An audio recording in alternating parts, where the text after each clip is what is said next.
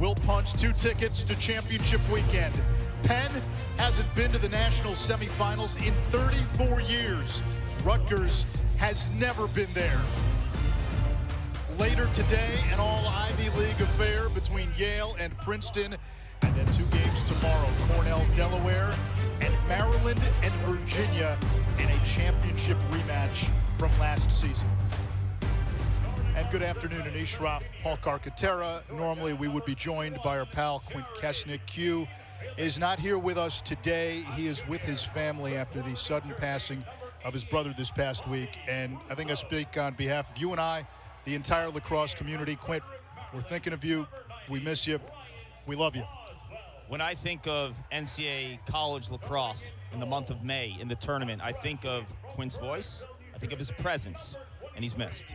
Yeah. And Q always talked about growing the game, right? Growing the game. And what's interesting about our game, we've got 2 stars coming from the Pacific Northwest, Oregon, here in Long Island.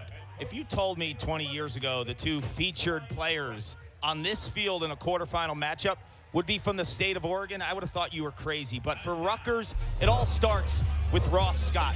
They were in desperate need of a quarterback, a guy to establish the offense coming to the season.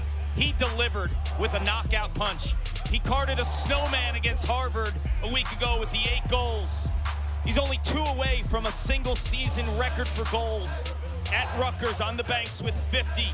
He's been explosive. He's only 5'9", but he's 176 pounds. With his hockey background, he's stout, he's strong, and never gets pushed around. The 8 goals last week against Harvard, 1 shy of a single-game NCAA tournament record. On the flip side, Penn's got Sam Handley, larger than life, an American tall tale.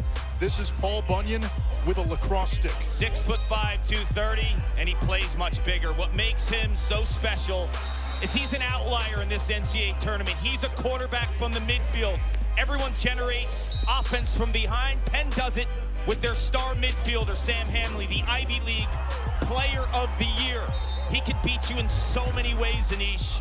His skill set, size, strength combo is like nothing in college lacrosse right now. He's a midfielder, and he is closing in on Penn's single-season points record, 5 away from tying the mark. Penn and Rutgers last met back in 1986.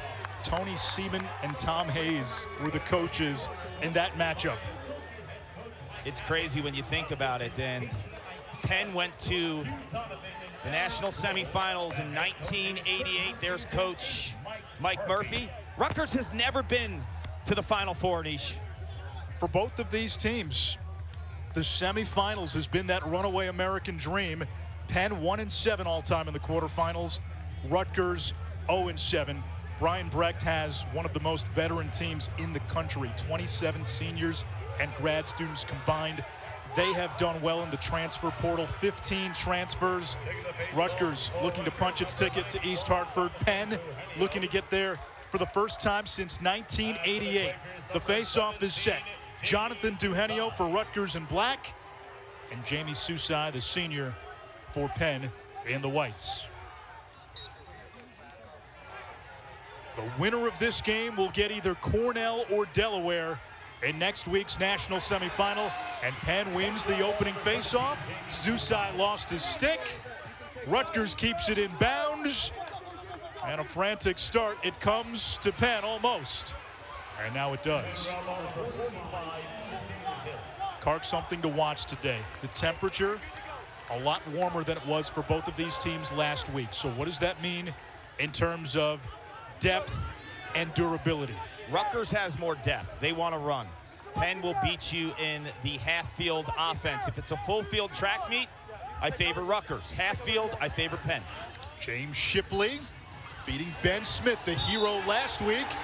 And the backup one by the Rutgers goalie, Colin Kurtz, a fierce senior, a captain, and he was sensational last week in the win against Harvard. And he's got big game experience. Last year against North Carolina in this same round, Rutgers lost in overtime. Kurtz was magnificent. In 3 career NCAA tournament games, Kurtz has stopped 2/3 of his shot. We get the first save for Patrick Birkinshaw, who might be the hottest goalie in this tournament. Penn out and running from the wing, shot blocked off the cross of Cam Rubin. And a ground ball won by Rutgers. Credit Bobby Russo, 88 in black, to stretch out against Rubin, 12 in white, who loves the left hand from deep. Here comes Shane Knobloch all the way. Nobody picked him up, but he missed the cage. And Ross Scott will trigger for Rutgers, 5 in black. 8 goals last week. He's closing in on the school record for goals in his season. He's at 48. The school record is 50. Ronan Jacoby, former D3 All-American. Patrick Birkinshaw, the Virginia transfer, in goal for Penn. He's picked up his play immensely since the start of the Ivy League tournament.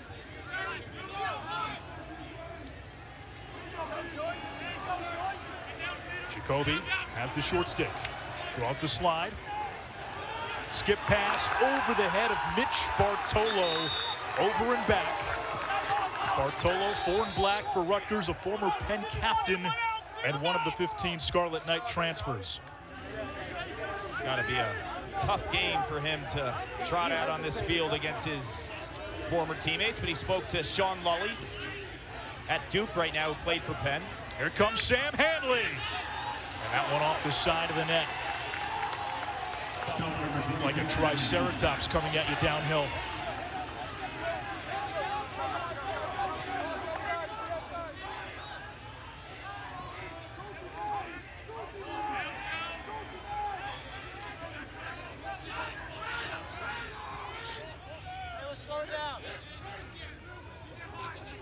Rutgers attacking from X.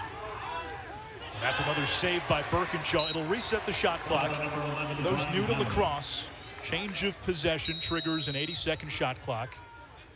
If a goalie saves it or if it goes off the pipe and the attacking team recovers the ball, the shot clock resets to 60 seconds. Feet in front, shot, and that is offline. B.J. Farrar near the end line as Penn will set up its clear. Interestingly enough, something to watch today. Penn turns it over a lot, but Rutgers isn't the type of team that's really going to challenge you bringing it upfield.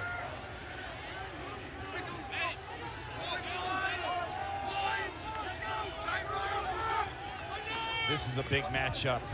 40 in white, Dylan Gergar.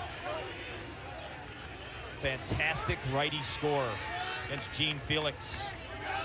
81 in black. That is a big-time matchup that will help establish the half-field tempo of this game. Gene Felix has been covering everyone's #1 on the attack spot, but you also have to deal with Sam Hanley. Caleb Fernandez. Now it's Hanley, and he's got a short stick. Slide coming quickly, and he's picked up on the switch. Bobby Russo. Family owns that great Italian restaurant in Bound Brook, New Jersey. Ben Smith, 24 in white, 5 goals last week against Richmond, including the game winner and the game tying goal. Comes back to Hanley. Caused turnover. Here's Russo in transition. This is big for Rutgers. If I'm Rutgers, I want to trap Sam Hanley here. 26 in white. They want to play him almost every possession. If you could tire him out on defense, this is what you want to do if you're Rutgers. And we've seen this all season with Penn. This doesn't happen as often as you would think. Scott slips coming around X. Plays it back to Jacoby. Still no score, 5 minutes in. See, if I'm Rutgers there, I'm playing 5-on-5. I'm keeping him on the field. Bounce shot is offline. Rutgers will keep it. Hanley runs off. Rutgers 0 for 5 to begin. It's 90 degrees plus on the turf. Tire out the superstar.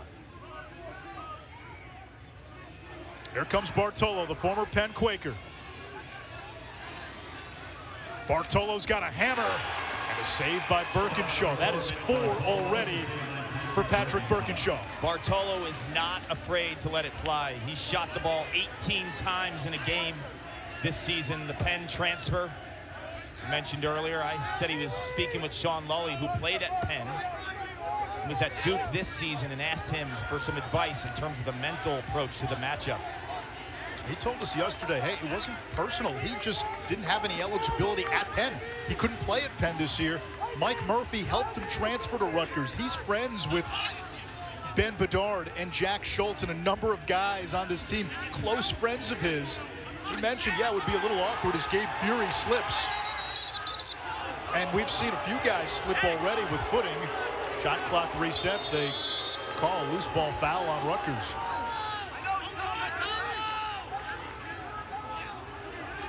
We're seeing Penn use some more depth early. Here's Robert Shane. Only 3 career goals. Junior out of Potomac, Maryland, and now Ben Smith. Handley not out there. Shane missed the cage. Shot clock at 35, still plenty of time for Penn. A Quaker team that has been the best entertainment dollar in the game this season. 7 of Penn's 15 matchups have been decided by 1 goal. And they'll play anyone, anywhere. Smith loses his man, gets top side and missed the cage. Still no score. Almost midway through this first quarter. Smith's play is big, Anish, because Tynan Walsh, who is establishing himself as kind of one of those dual threat attackmen, feed and score, he's out now. James Shipley offline. We're told Shipley is close to 100%.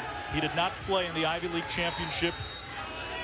He was limited last week against Richmond, an elite dodger from the midfield. Shane trying to scoop this up. Shot clock expires. Flag down.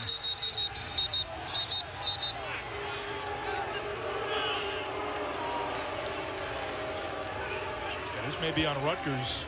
Interference looks to be the call. Black 81, interference, 30-second technical. 81, black, interference, 30 seconds, reset to 60. That's a backbreaker with the shot clock running down to get called for that flag. And they get Jared and Gene Felix, the all Big Ten defender. Exactly. You're playing good defense. Buckling down. 90 degrees on the turf.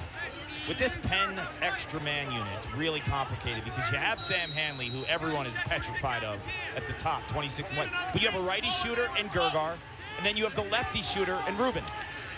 And a save by Kurtz. That was Penn's first shot on goal. They had missed the cage on their first 6 attempts. And now Rutgers will set up the clear.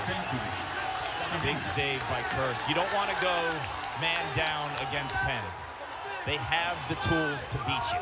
Balanced shooting on both sides of the offensive frame, and a quarterback in Sam Hanley. 2 battle-tested teams, 2 veteran teams. Rutgers played on Long Island a season ago in the quarters. Lost in overtime to the 1 seed in North Carolina.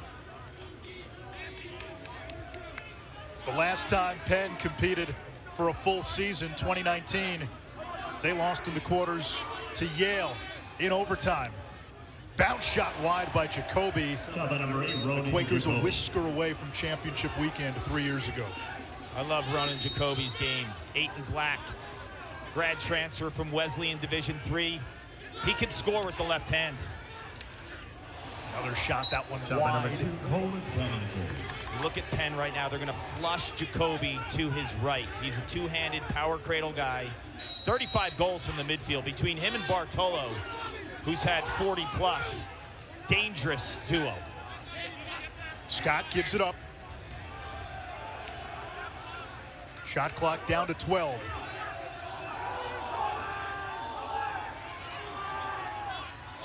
Rutgers coming around from X. Shot clock down to 4. That one offline as well. Rutgers now 0 for 9, only 3 seconds to go. Let's see if they roll this in the corner. And they will. There is some good news for Penn. We told you James Shipley is healthier. We're told they'll also get Brendan Lavelle, their top defender, back. He had been out the last 4 games due to an off-field issue. He has not started. We have not seen him yet, but he's expected to play. And that's huge because then you can put B.J. Farrar, who's I think your most dynamic guy defensively, #1 in white, back at the long stick midfield position. He gives you some transition. and he can lock down one of the Rutgers midfielders. Right now, Farrar playing close defense. Hanley beats his man, feeds the wing. Bedard, saved by Kurtz. Kurtz will eat that up all day long. That is too easy for the veteran in the cage. He and Ross Scott, who had the 8 goals last week, they're roommates. With that big cup of Joe, handcrafted every morning as Scott misses wide. Coffee's for closers, right? Yes, it is for closers. You were hard on them yesterday when he told you he was, drinking some brands that maybe were below your level. You kind of gave him a jab. He's a college kid. I told him, I said, the story was, hey, he likes the handcrafted coffee every morning. And I said, explain to me how you do this. And, well, sometimes it's Dunkin', sometimes it's Starbucks. He didn't say Folgers. My grandmother drank Folgers. First goal of the game, it's Ross Scott. He built a snowman last week, and he gets the scoring started on Long Island. You've got the veteran in the cage. Colin Kurtz has always brought his A game when the stakes were high. He did it last year in this same round on this same field against North Carolina. You give it to the hot hand, the Oregon native. The quickness at X, he delivers. Rutgers is up by 1.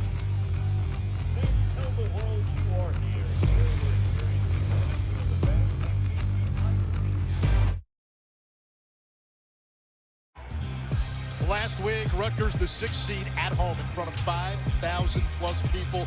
Great crowd at Yersack Field. Ross Scott was the marquee. He was the showstopper. 8 goals in a Rutgers run. Penn, they didn't have it so easy against Richmond. Well, Sam Hanley garners all the attention for a reason because he's the top midfielder in college lacrosse by a country mile. But Ben Smith, the freshman, delivered with 5 goals, including this game winner, to advance to the quarterfinals and a touch closer to championship weekend. The Quakers 11-4. They ride in on a 7-game win streak. 4 of their losses, they're all close. 3 by a goal, and they lost by 2 to Georgetown.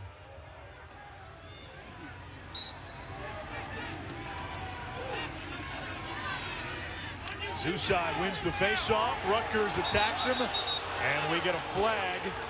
Remington Reynolds tried to stick check it away. They get a slash here.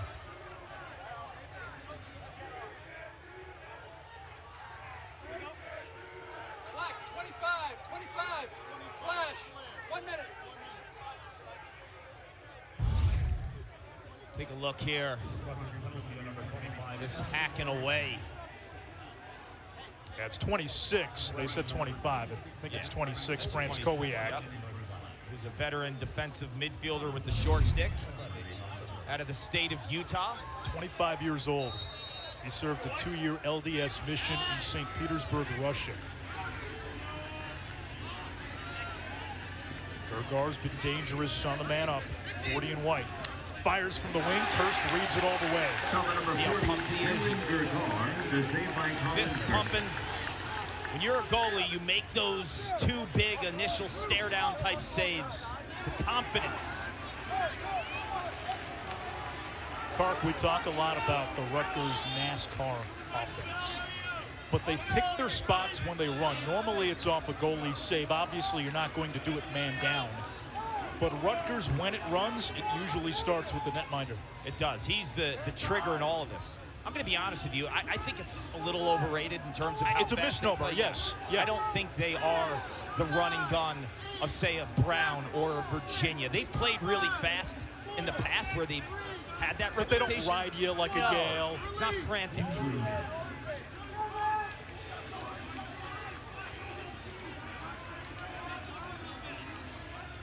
Ryan Gallagher, 34 in black, over to Shane Knobloch. Big Ten Rookie of the Year a season ago, now a sophomore. Here's Jacoby. Back to X. Scott is so dangerous. See the stick protection, too? Rarely gets trail checked. Knobloch. Brian Cameron, the backup. Big day for the Cameron family. His brother Sean will take the field later for Princeton. Cameron, who's usually left-handed dominant, going to the right hand there. North Carolina transfer.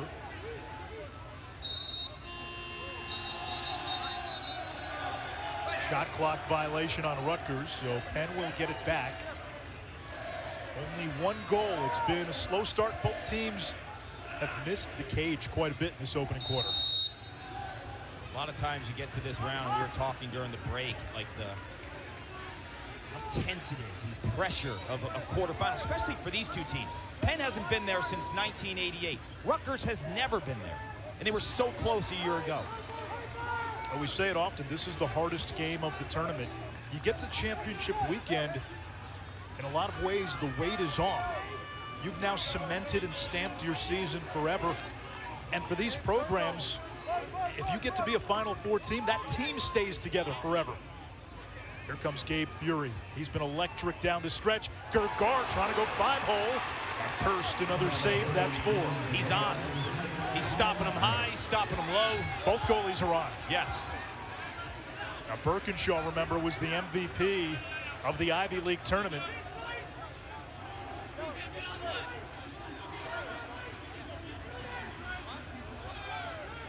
Good matchup here, Scott and Farrar, who can match him step for step.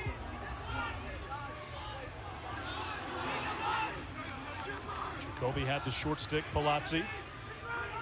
And Knobloch. Left hand, back of the net. Shane Knobloch, the sophomore from Moorestown, New Jersey. 2-0, Scarlet Knights.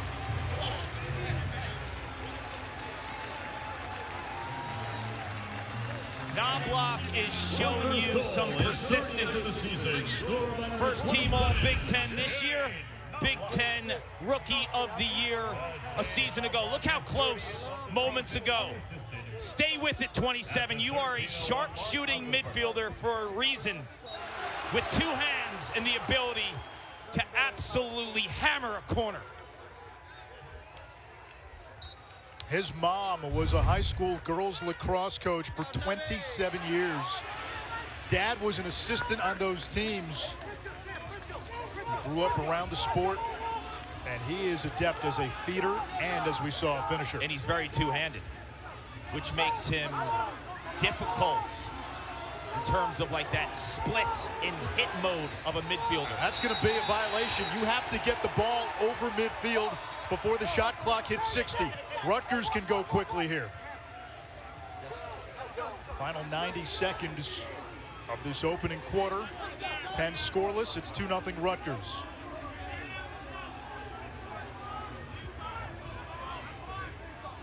A hot, steamy day here on Long Island. The first of 2 quarterfinal games in Hempstead. 2 more in Columbus today, or tomorrow. Virginia and Maryland, Cornell and Delaware. The Fighting Blue Hens. The biggest upset of round 1, taking down 2 seed Georgetown. We were talking earlier. They completely outplayed Georgetown. That game was not a fluke. 50 seconds to go. Hangman now.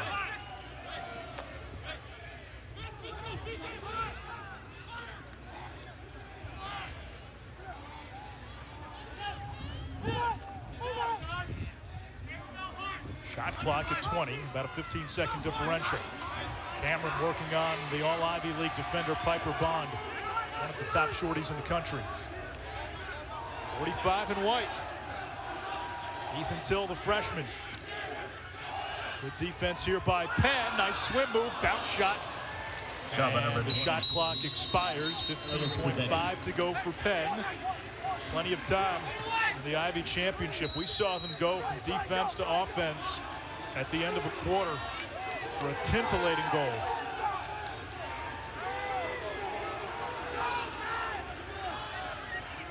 Bedard picked up out in the restraining area. Here's Handley. And time runs out in quarter number 1. The goalies stealing the show. 4 saves apiece for Kurtz and Birkinshaw. Rutgers, the only team to get on the board. Ross Scott, coming off that 8-goal game, got it started. And Shane Knobloch added the second tally. 2-0 Scarlet Knights after one.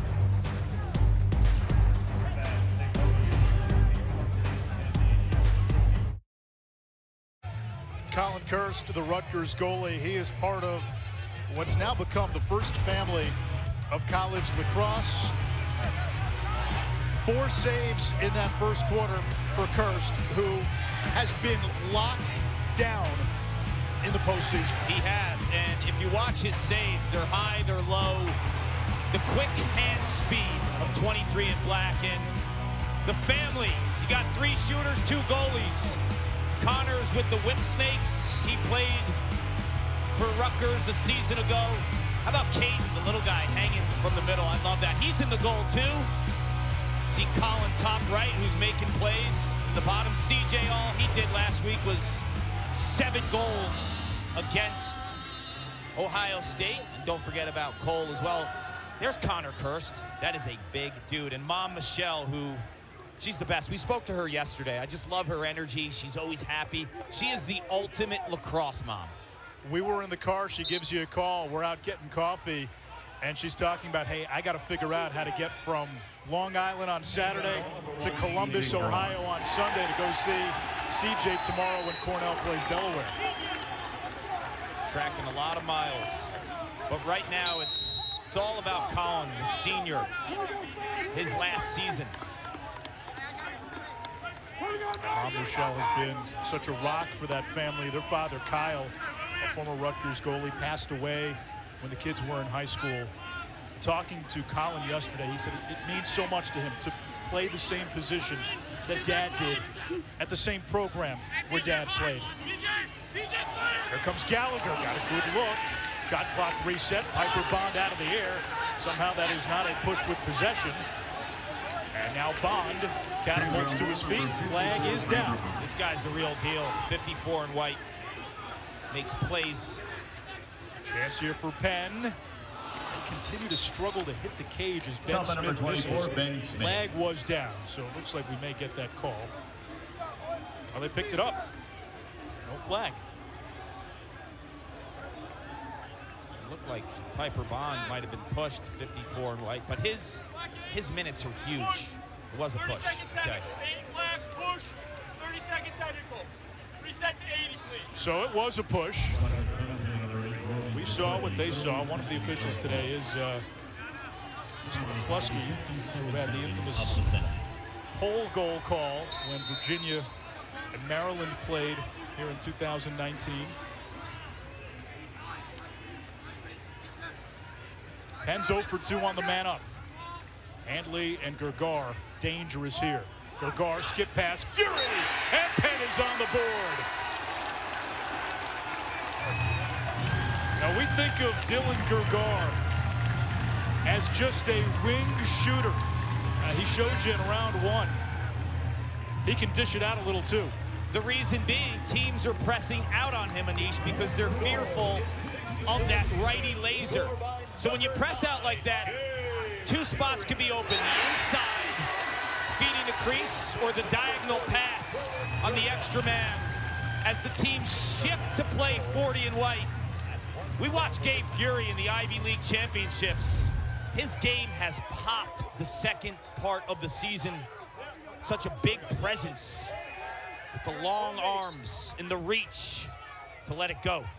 It really started in that comeback win on a Thursday night against St. Joe's. He dominated the second half of that game with holding against Penn.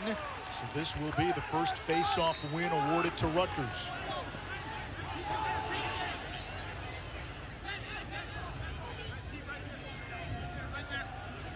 Mitch Bartolo, the former Penn captain, casting a 6'6" shadow, number 4 in black.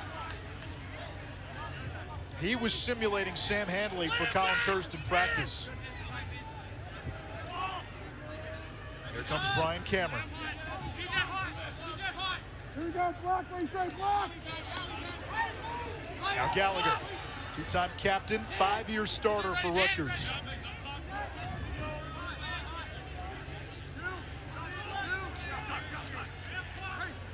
Knobloch working on the freshman Till. Over to Bartolo. Bartolo's shot Not there. Challenger number 4, Mitch Martin. Out of bounds. It will stay with Rutgers. Still a shot. Rutgers was closest to the ball when it went out of bounds. No one possessed the ball. There's Ross Scott, the big matchup with B.J. Farrar. From Ross Scott, I'm driving left-handed on the lefty Farrar and making him play cross-farm. Getting top side, but no angle. Challenger number 34, Ryan Gallagher, is saved by Patrick Birkinshaw. Here comes Jack Joyce, the senior. How much can Penn get out of its defensive midfield from guys not named Piper Bond? That's critical. It's the key. This is what I love about Penn in the substitution game. Oftentimes, Hanley will come on either last or second to last because he gets the ball high in the offensive zone with a head of steam. Yeah, that's a bulldozer with a Ferrari engine. Here comes Schultz. He's come on down the stretch. Now Handley against Apgar. The feed to Rubin, and Penn ties it at 2.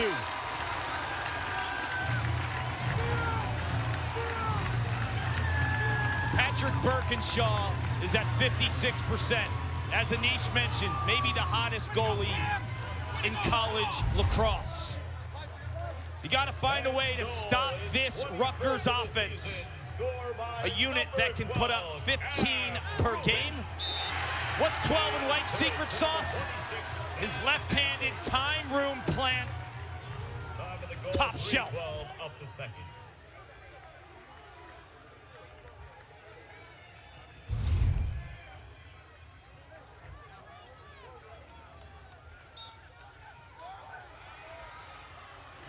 Rutgers wins the face-off, going all the way, not much on it.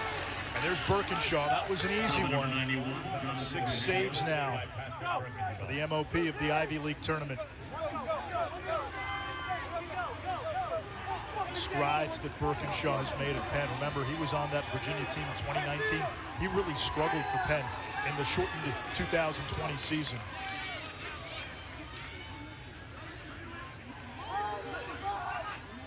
James Shipley feeds it back up top to Gergar.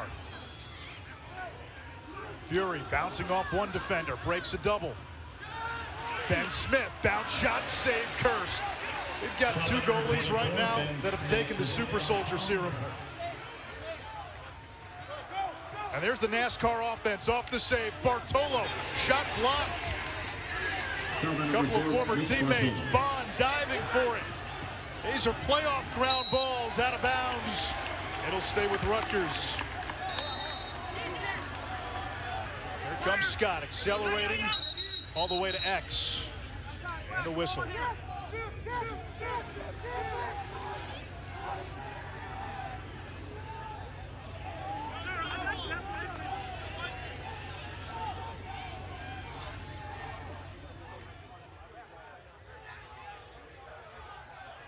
It might be a clock issue.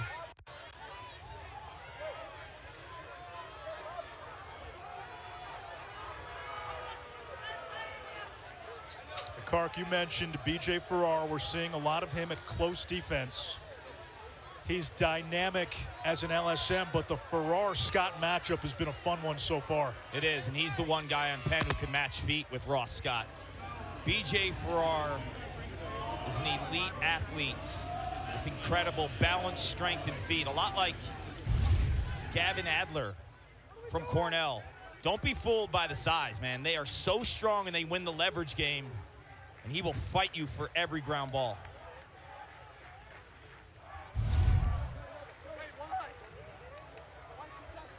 Officials wanted to see if Penn had possessed the ball before it went out of bounds, and Penn did, so that resets the shot clock to 80 instead of 60 if it was just Rutgers' possession.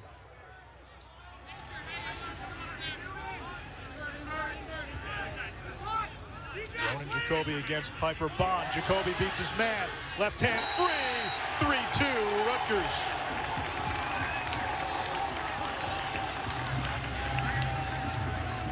Watching Ronan Jacoby on tape. Look how jacked he is right now, too. feeling it. The big stage, no problem for the Wesleyan grad transfer. He played attack at Wesleyan. Owned this part of the field. They move him to midfield, so low angle shooting, no problem. And he's always ready to unleash it left-handed because of the two-handed cradle and can shoot through and away from contact. Take a look at those jerseys, the Tom Hayes in the back, the legendary coach from Rutgers who coached for many decades, a legend in the sport. Tom Hayes passed away this year, and Tom Hayes, his influence not only at Rutgers, but with international lacrosse and the sport in general, much better because of him, and an unbelievable man too. I remember spending time with him at the World Championships over the years. Just a great man to be around. I remember a few weeks back I was listening to the Dixie and D-Fly podcast on Inside Lacrosse, and Brian Brecht was a guest talking about how he would go to Tom Hayes' camps while growing up. Yeah, Tom Hayes had like the first big lacrosse camp. Penn, the equalizer, coming right back. It's Jack Schultz. Schultz is second line midi, and Penn is top heavy with its production. But Schultz came into this game with 6 goals in his last 4 games. Penn gets production outside of the top 6. That's big. Well, you see the 7th goal in the last 5 games. That's huge because we're playing in 90-degree heat. How many times can you trot out Sam Hanley to make plays? You got to find those complementary sources. Schultz is one of them. He's a two-handed midfielder who can get to the rack. And his latest scoring stretch is just what the doctor ordered. Can the second midfield come alive? And can the third and fourth short stick team middies get minutes? Chris Arcieri wins the faceoff. Trying to play to the wing. His pass picked off. Arcieri's older brother Gerard was an outstanding Fogo at Penn State. Rutgers in transition. Danninger stuffed by Birkinshaw. The outlet to Joyce. And a whistle.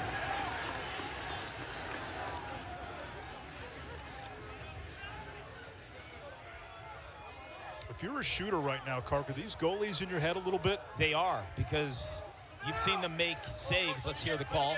I'll give you an explanation. 5-4. White, unnecessary roughness, 1 minute. Reset to 80. Unnecessary roughness, 5-4-8. 1 minute.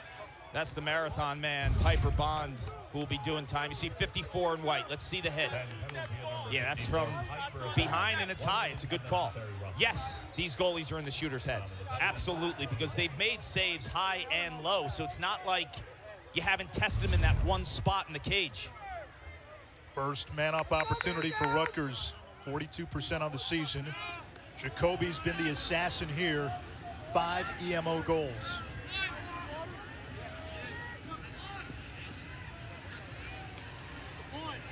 Bartolo's dangerous here too, picked up way out in the restraining area by Farrar. Civetti, man-up specialist, trail check Farrar. You got to talk if you're Rutgers. Talk to your teammate and say, watch your back. That is a blown opportunity with the extra man. And Penn had a funky defense kind of pressing out with Farrar, but then he became the trail checker, almost roaming like a free safety. Still 15 seconds on the Rutgers man-up, so Penn on offense, a man down. Sam Handley controls. 6'5", 230, Goliath from Oregon. Handley, a Tewaaraton finalist. That's the Heisman of lacrosse. He gets it back from Fury. Handley looking to feed inside, missed Gergar. Handley tumbles to the ground. A little slow getting off the field. Rutgers turns it over. Scooped up by Theo Lenz. Penn in transition. Rutgers able to get back.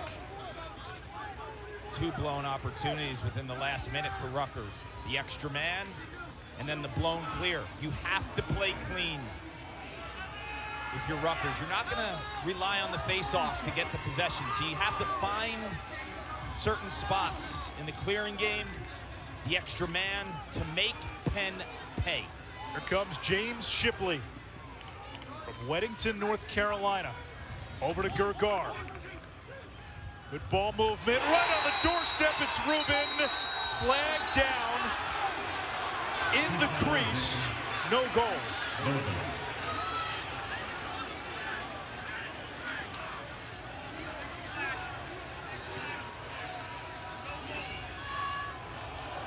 Rubin landed in the goal mouth.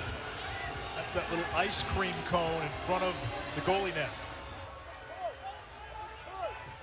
Okay, you got a foul on. Get out of the way, coach. Black 6 pushes with possession.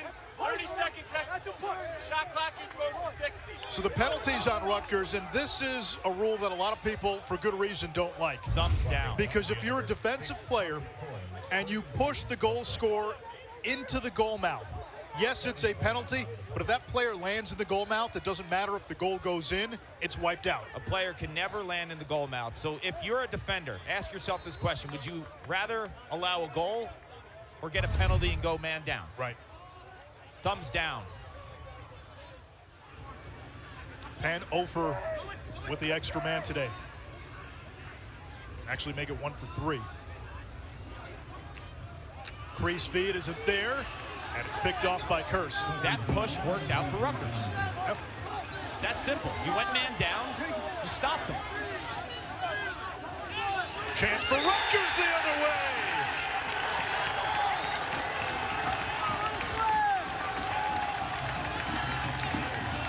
The Scarlet Knights making it work in transition. First glimpse of that NASCAR offense today.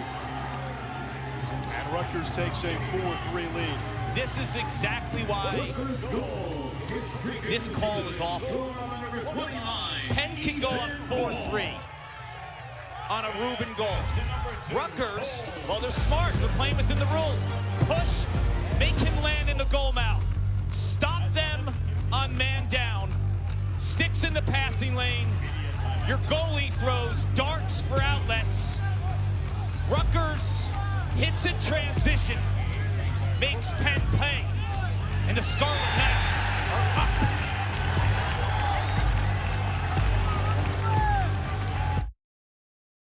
Rutgers, a trip to championship weekend on the line. We'll punch our first ticket at the end of this game. Yale-Princeton follows tomorrow. Cornell-Delaware, and then the most anticipated game of this tournament, Maryland and Virginia. A championship game rematch. Maryland absolutely steamrolled Virginia in the regular season. The Terps on an all-time trajectory. And there is this belief that if Virginia can't stop Maryland in the quarters, nobody can. I think you're right, my friend. But also, I got to ask you this. If there was one team you didn't want to play in the quarterfinals, who would it be? Virginia. And they're unseeded. Unseeded. NCAA men's lacrosse coverage continues next weekend for the semis. The action begins on Saturday, May 28th at noon Eastern. We'll be on ESPN2. Visit NCAA.com, your home for all 90 NCAA championships. Semifinals back in East Hartford, Connecticut this year. And they call West Hartford Weehawken. Does East Hartford have a cute little nickname? You lived there, didn't you? 4 years. You got evicted. Let's go with that. It's better than the real story.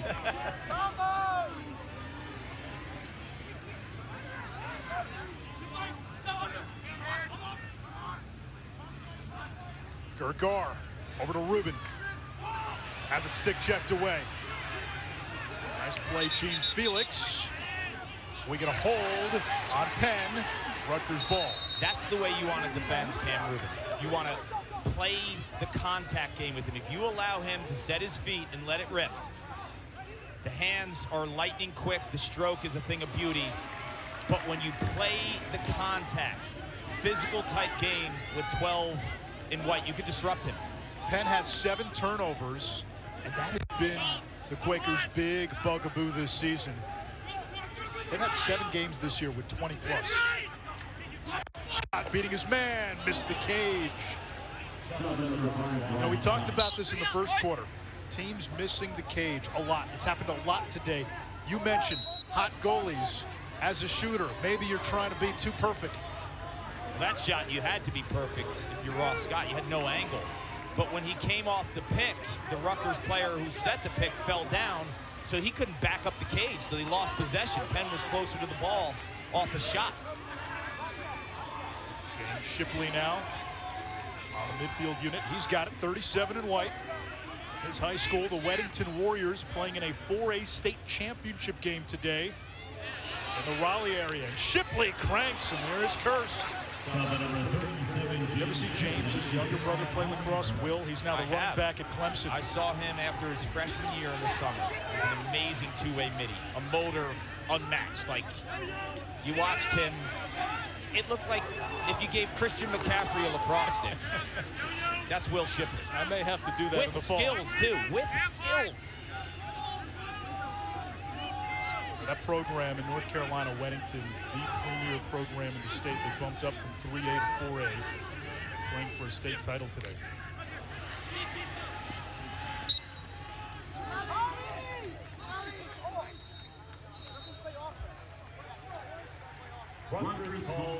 A timeout by Brian Brecht. 4:40 to go. Are you surprised this game has been as low scoring as it's been?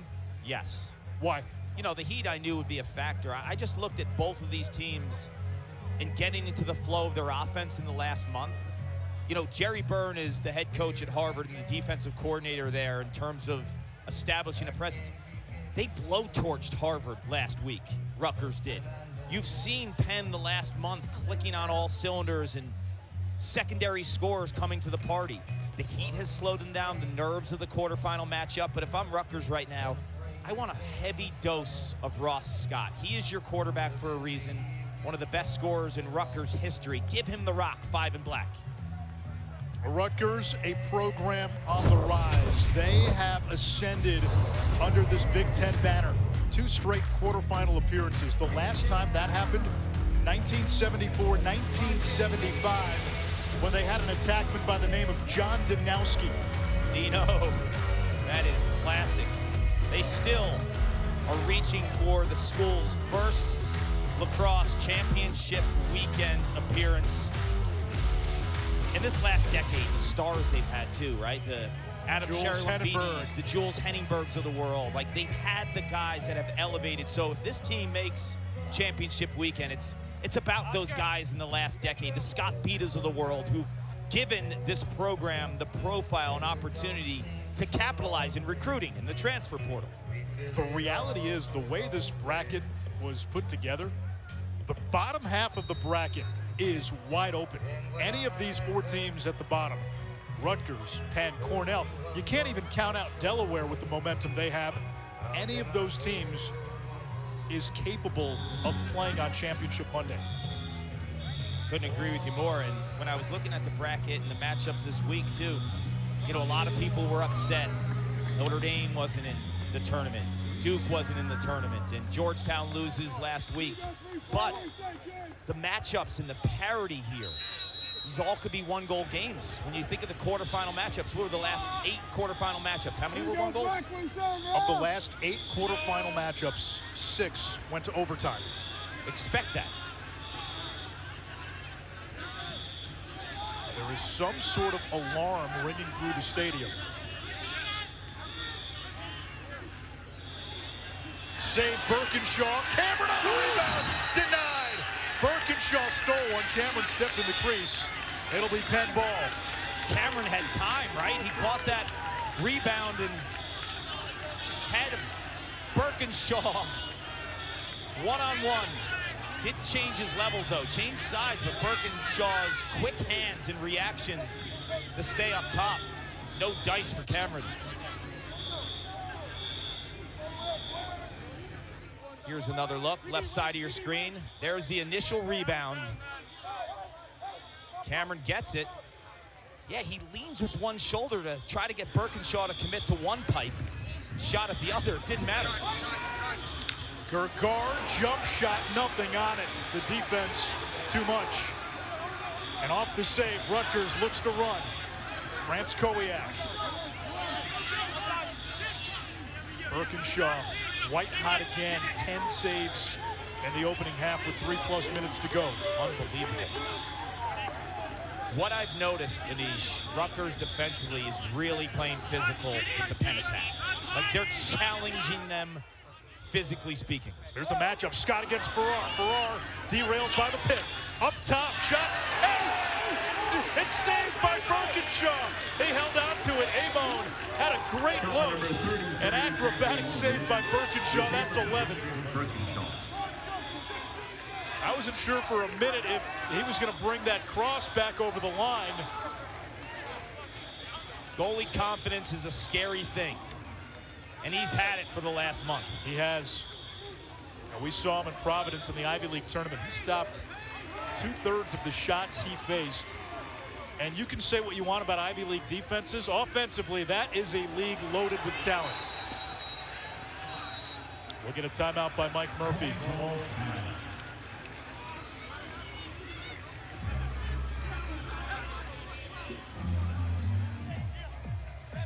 Birkinshaw, the later stages of this season, has been staring down shooters and winning battles. And he's not a quiet goalie. Like, a lot of goalies will sit on shots, little body movement. He flops and flares everywhere. Did that cross over the goal line? Now let's take one more look at that. It may have, but it's such a quick play for an official to make that call.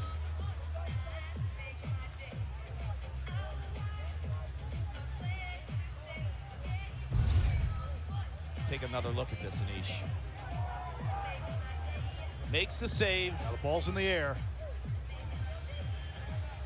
Oof. You know, it's hard to tell. Does it cross the plane? Does it cross the goal line? Unless you have that overhead angle, which I don't think we do. And unless you have instant replay, which we don't, other than the final seconds of a quarter or a half. Listen, at the end of the day, that is an incredible save, whether that goes in or not. If it goes in, obviously it's not counted as a save, but Birkinshaw has stolen a couple of goals today.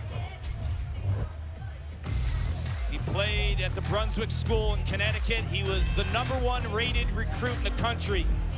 And he went to play for the defending national champs. The University of Virginia transfers to Penn. Struggles a little bit his first year in 2020. There's been some ups and downs this season as well. But the last month, it's been on absolute shutdown mode. Patrick Birkinshaw.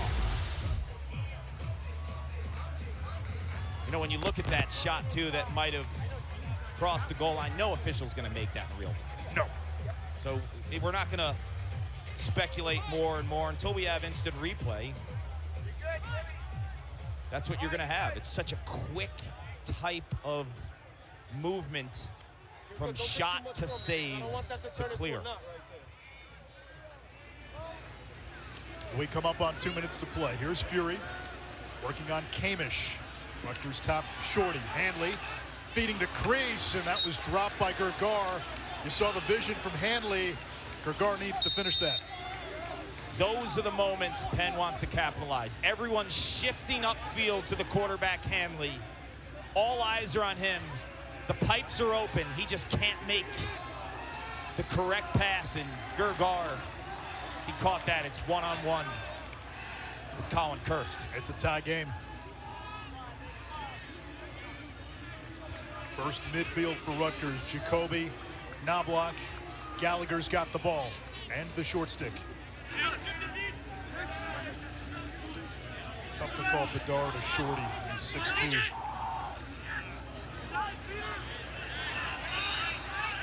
And that's Penn ball. Peter Blake, the junior out of Massachusetts, the hustle to the sideline. Less than 90 seconds to go. Opening half. 4-3 Rutgers. Birkinshaw. Manganel's this one downfield. Gene Felix lost it. Recovers. Now ambush. Down he goes. No flag. It comes to Penn. I thought he was pushed. 81 in black. Looked like he was pushed from behind. Lost his helmet as well. No call. And Penn, with 50 on the shot clock, less than a minute to play, They're in a good spot. Hanley full head of steam. Skip pass, Gergar from the wing. Textbook. We're tied at 4.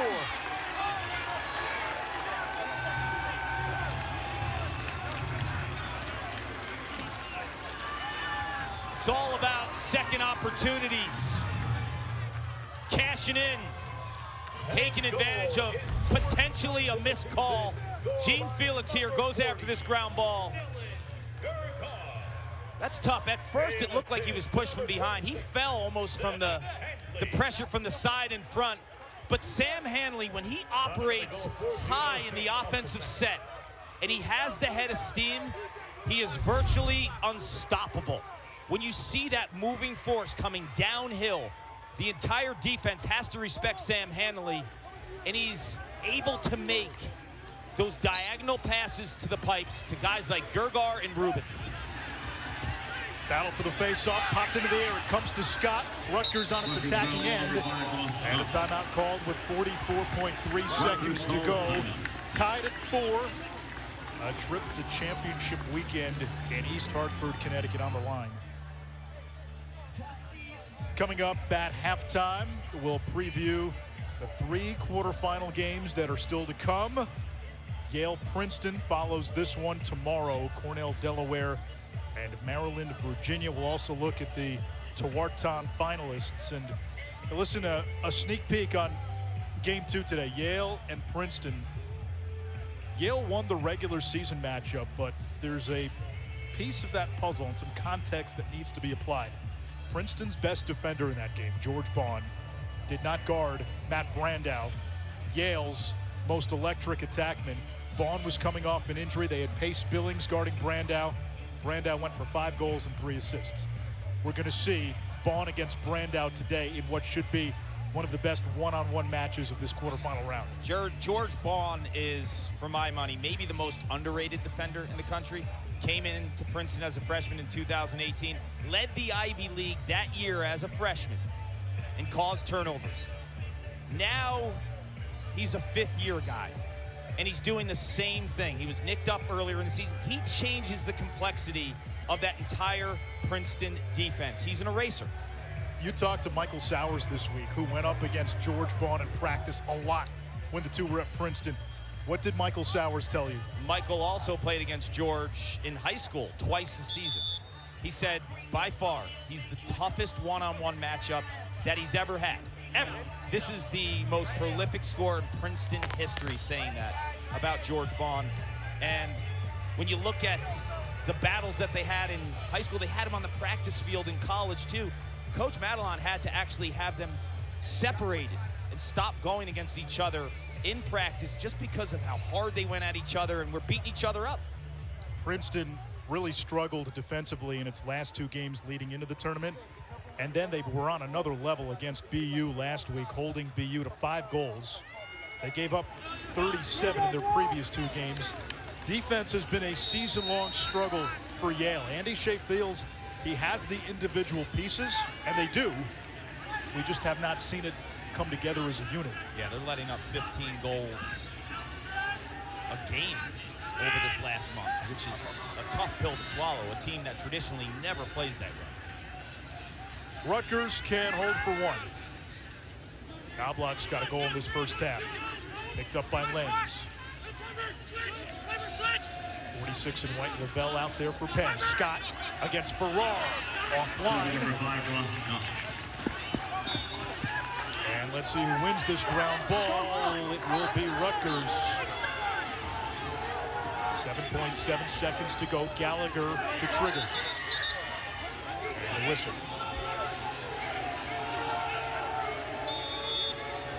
Gallagher against Joyce. 5 seconds. Gallagher streaking to the cage. Joyce dislodges it. A trebuchet downfield. And half number 1 comes to an end as Kurtz snags it out of midair.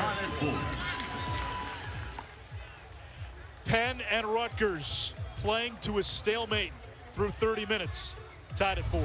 Well, the last time both of these teams played a full season for Penn, 2019, they lost in this round by 1. Last year, Rutgers loses by 1. They're in the same place, looking to advance to champ weekend.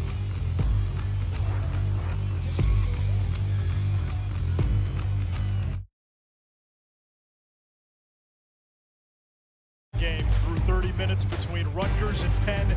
A trip to championship weekend is on the line. The winner of this game will play either Cornell or Delaware next weekend in East Hartford. Anish Shroff, Paul Carcaterra. Goalies, they stole the show in the first half. Patrick Birkinshaw, I mean, you think about Mr. May, right? He's the guy. He's over 60%. It's a good nickname in lacrosse, not in baseball. You don't want that in baseball. He's been incredible, over 60% this last month, and he's shown you why. He might be the hottest goalie in the country, but Colin Kurtz, I think for Rutgers too, equally effective. The difference for me, though, I think Kurtz in the Rutgers offense is challenging Birkinshaw a little bit more in terms of their shooting display and their effectiveness. Can Birkinshaw play to that level in the second half is my question. We've seen both goalies get in the heads of the shooters. A lot of shots missing the cage. Rutgers held Penn scoreless in the opening quarter. It's 90+ degrees, and Sam Hanley has been draped all over in terms of being the main attraction for the Rutgers defense, sending double teams, making him tired. Contact and sticks everywhere, some turnovers in the first half. Late in the second quarter, though, he finds a beautiful seam in the Rutgers defense to Dylan Gergar on the right side. That's what Hanley needs to do, operate from up top, and he's got lethal wing shooters in Gergar and Rubin.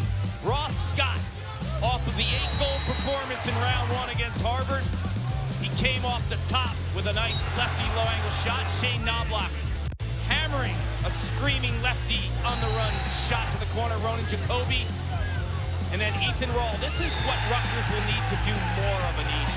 They want to run on Penn, a team that loves to play in the settled sets. Rutgers a little bit more comfortable going from defense to offense. They need to push the tempo. And we've seen at times Penn, when it gets sped up, they turn it over, they can get sloppy, you can take advantage. Rutgers really has not done that to Penn in the first 30 minutes.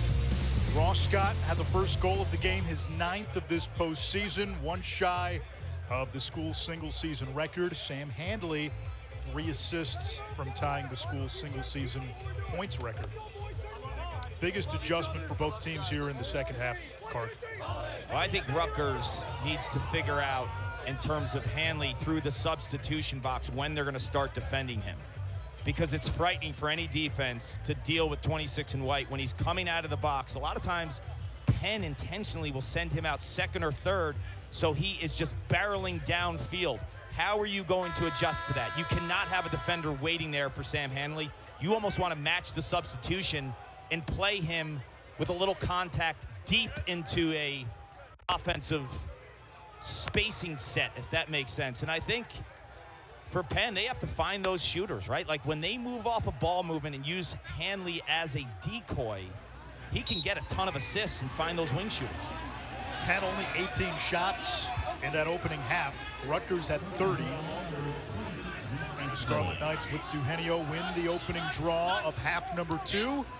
Quarterfinal number 1 of 4 here on Long Island. And that's just it, the 30 shots, right? Your goalie is playing incredible lacrosse. But can you count on that kind of onslaught offensively? Again, if you're Penn defensively, you know, they're being exposed at points. Jacoby working on Bond, who does not cede an inch. And there's the matchup. That's been a fun one to follow. Scott against Farrar. Knobloch from the outside, thought about it, spins. Birkinshaw turns that one away, rebound loose. Big battle for the ground ball. Bartolo, the former Penn Quaker, lost his stick. Procedure call, they'll get Bartolo for playing without a stick. And now Penn off the quick restart, but Piper Bond is gonna have to back it up.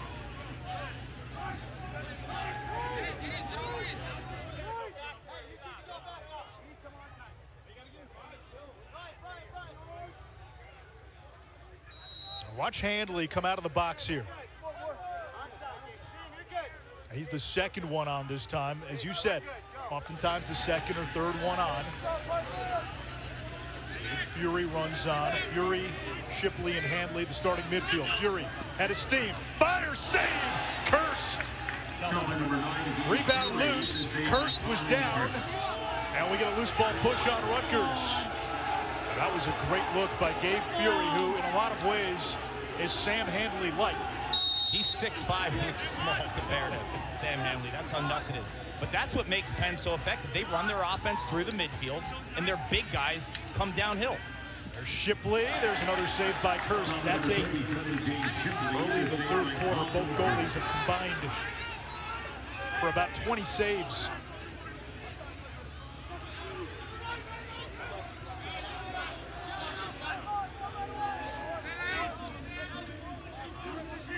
Lavelle that time picked up Scott. They still have Farrar playing close defense. They've bumped up Blake. 46 in white, Brendan Lavelle missed the last 4 games for an off-field issue. Back today, first team All-Ivy League defender. Shipley playing defense here. He's a good enough athlete to be out there. Bartolo against his former team. And Rutgers takes a 5-4 lead.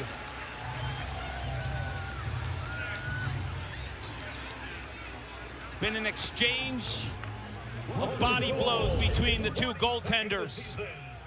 Birkinshaw has been brilliant. So is Colin Kurtz from Rutgers. Closing the door on Gabe Fury, staring him down with a laser of a shot, and then Shipley with the low angle. That is not going to fall on Colin Kurtz. And then Bartolo, time and room. He is a lethal outside shooter. We saw him with 4 goals against Ohio State in the Big Ten tournament. Loved chatting with Mitch. He grew up only a town or 2 away from where I currently live, and we had a chat. He was a late developer. I mean, you look at him now, he's 6'6". A lot of colleges weren't after him. Mike Murphy gave him a chance. He was a slow crease attackman in high school and grew into his body. His mom called him Baby Giraffe. Last week, 3 goals, 3 assists. And we'll see Mitch Bartolo in the PLL, drafted in the 4th round by the Redwoods. Yeah, the Redwoods have Sergio Perkovic, who's 6'4". Miles Jones is 6'5". They have a type. Yes, Mitch Bartolo, 6'6". Good luck defending those monsters.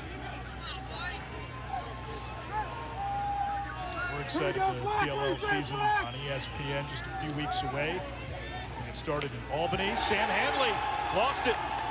That's exactly the way I was telling you Rutgers needed to defend him. Yeah, they came right at him. They met him. As soon as he got out of the box, it was Ethan Rawl, who's got a goal today.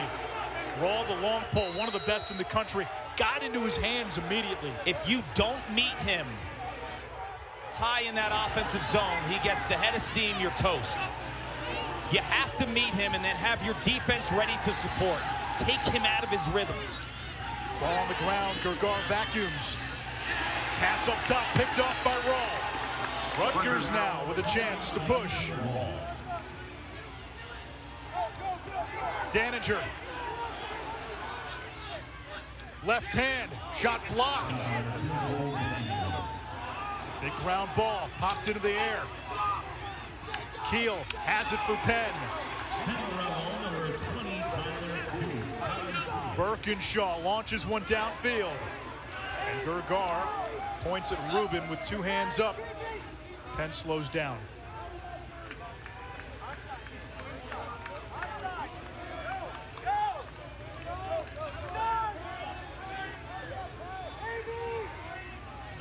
Two in white, Luke Jacoby, Jr., who played his high school ball at Malvern Prep. Pennsylvania powerhouse. Here we go, block, we say block! Now Robert Shane. A breather for Handley. Shane to Jacoby and Fury, the midfield for Penn. Shane inverts against the short stick Daniger. Help coming. Nothing there. Shot clock at 15. Shane, Gergar steps into one. 9 saves for Kurtz.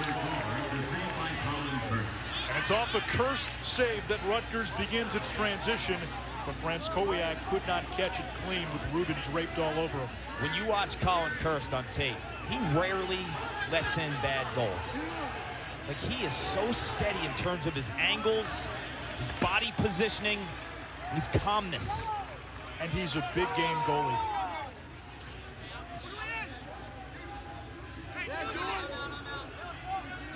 17 saves in round one. Had 17 saves in round one last year against Lehigh.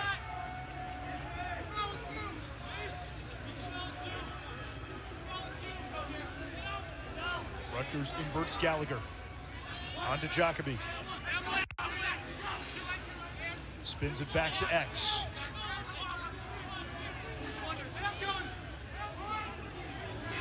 .20 to shoot. Bartolo, wing dodge. Back to Scott. Knobloch fires. Birkinshaw eats it up. A dozen saves now for Birkinshaw. Look at BJ go.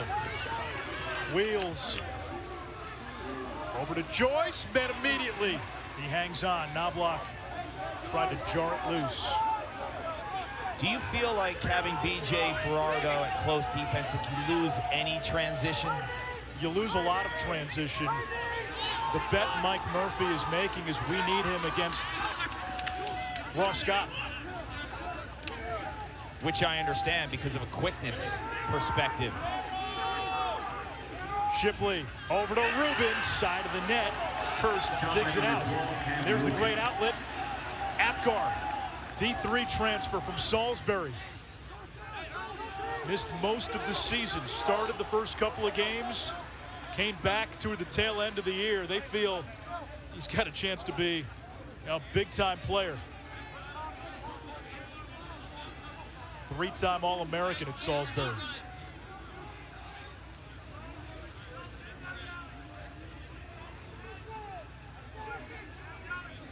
Only one goal in this third quarter. It was Bartolo, the former Penn Quaker. Here he is again. Bartolo shoots. Blocked. Number 4, Mitch Bartolo.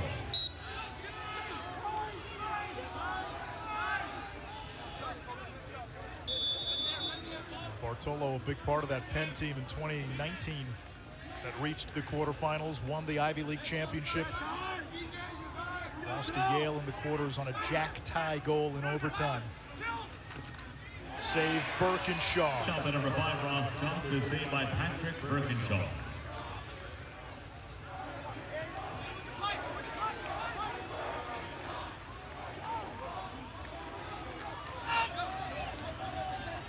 On to taxis in the attack box. We had average goaltending in this game. The score would be 9-8. 10-9-ish, right? Great these point. these goalies have been on their A game. Rawl against Handley's been a good matchup today. Kirkar thought about it. Now Handley. Rawl eyes him up. A couple of All-Americans. Fury's got the short stick.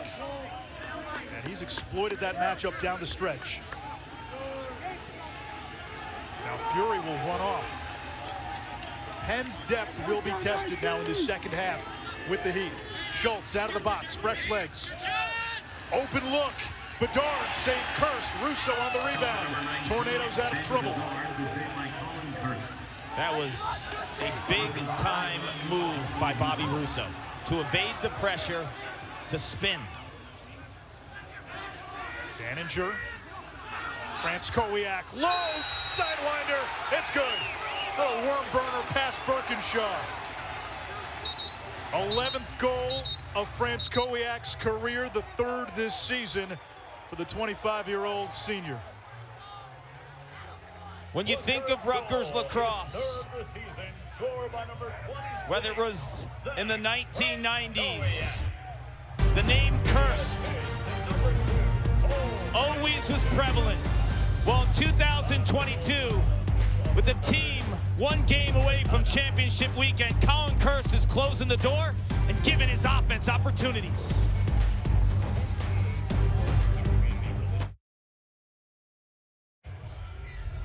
Thompson in attack mode.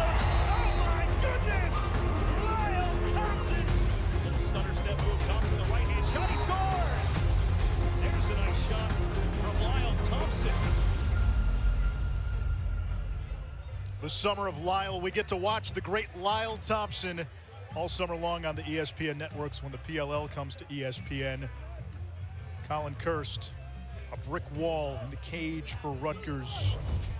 He's got double-digit saves. We'll see Kurtz in the PLL along with his teammate Mitch Bartolo. He's got the body type, the outlets to flourish in the PLL. Cannons got themselves a big-time goalie. Mitch Bartolo, I mentioned with the Redwoods. Yeah, you have a 6'4" and a 6'5" midfielder in Sergio Perkovic and Miles Jones. Just add a 6'6" guy. Not bad, and he could spray it from downtown, but Colin Kurtz, his ability to step up in big moments, he's never rattled. Face-off violation on Rutgers. 3.5, and the opposition goes man up. Here comes Shipley, head of steam out of the box. Feeds the wing. Hanley with a bazooka from the outside.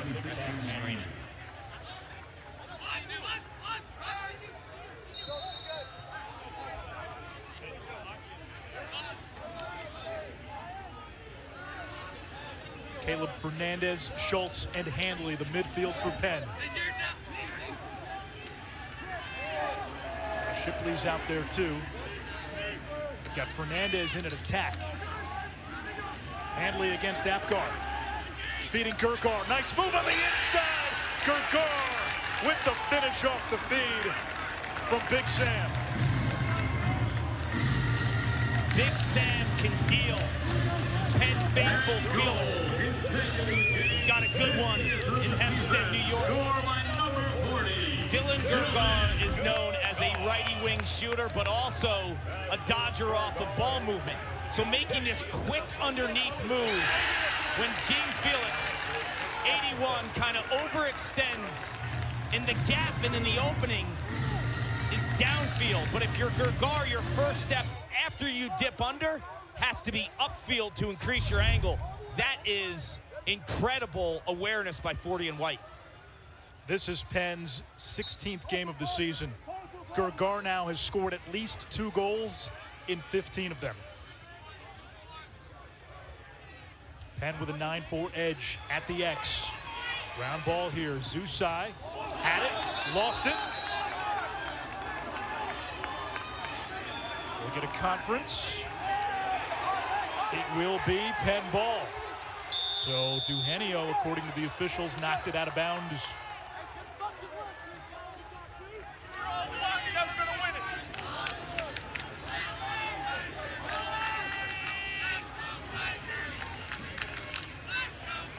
Interesting here, Penn essentially playing 4 midfielders, and Hanley's going to be a little bit of a hybrid. Shane. Gene Felix lost his helmet. And Shane, through the chaos, able to score. First goal of the season, just the 4th of Robert Shane's career. And we are tied at 6. And goal, his first of the season, scored by number 3. Penn does a fantastic job of saving this ball through the legs. It's off of Duhenio, so that's a good call by the official. And it gives life. Robert Shane soaks that initial contact from Gene Felix, turns and gets upfield. Gene Felix has lost his helmet twice now in this game. The contact right there, the reset by Shane, and I watched him in high school too as an attackman at the Bullis School. So smooth, and the running him out of the box, able to play those low wings where he's so accustomed to making plays, and he capitalizes. A top 25 recruit out of high school. Duhenio wins the draw. 4th tie of the game. Penn has never led. A chance to lead for the first time. Palazzi. So right now they have Hanley at attack. They experimented that for 1 game this season. It wasn't as effective, but right now I think it's needed because of the heat, because of the lack of depth. Gurgar missed the cage. It'll stay with Penn. And you get Rutgers kind of guessing. I would assume Hanley will take a few pops here at attack, and you move them back to midfield. You make them change the way that they're pressuring on defense. Now, we've seen this sometimes. Penn will invert one of its midfielders. Handley stays on the field, and he can bounce back, as he's doing now. Against Apgar, Handley absorbs the contact, bounce shot offline. He's staying as an attackman in terms of staying on the field, but he's still going to operate up top. That is his money spot, when he sees the entire defense in front of him. Schultz. Marked by Bryant Boswell. Bucknell transfer, two-time All-Patriot League. Here comes Shipley. He's quick. On the ground, Gergar trying to scoop it up. Shot clock under 20.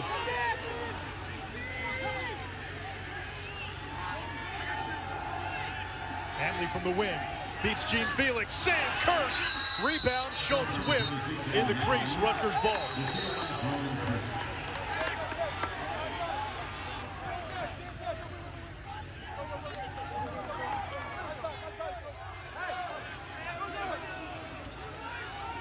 Rutgers jumped out to a 2-0 lead. They have never trailed.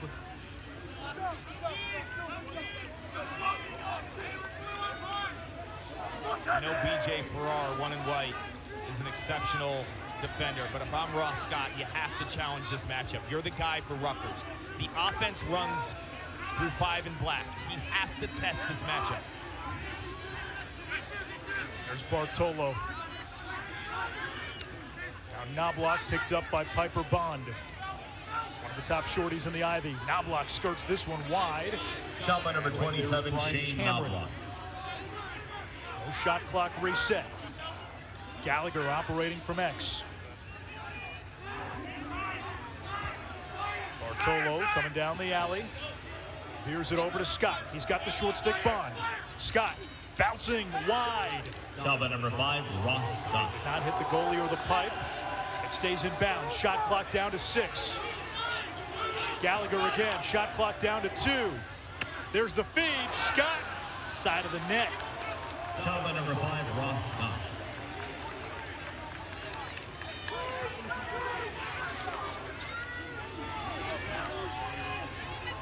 Piper Bond, 54 in white. Dad, James Bond, won a championship at Carolina. And Piper's real first name is James. So there's only one drink order. It's shaken, not stirred.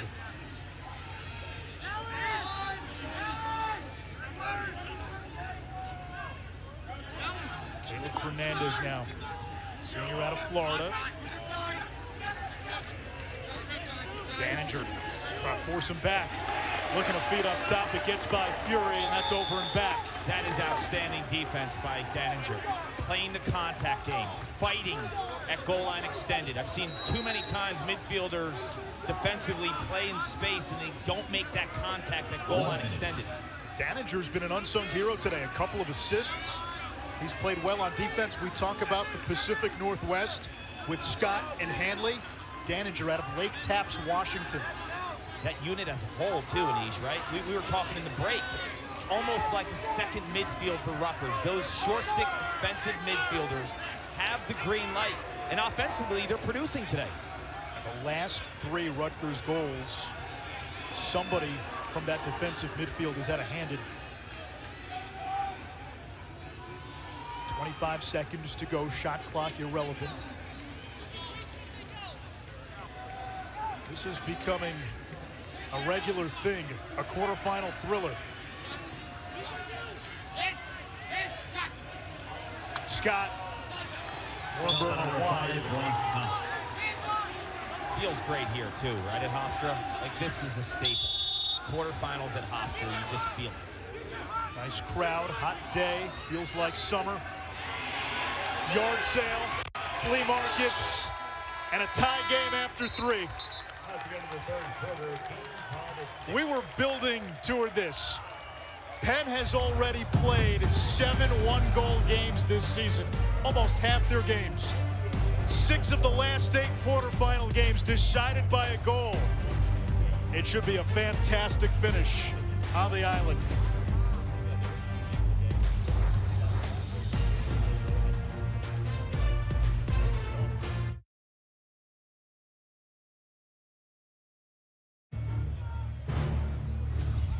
Kraus over to Moore for the win.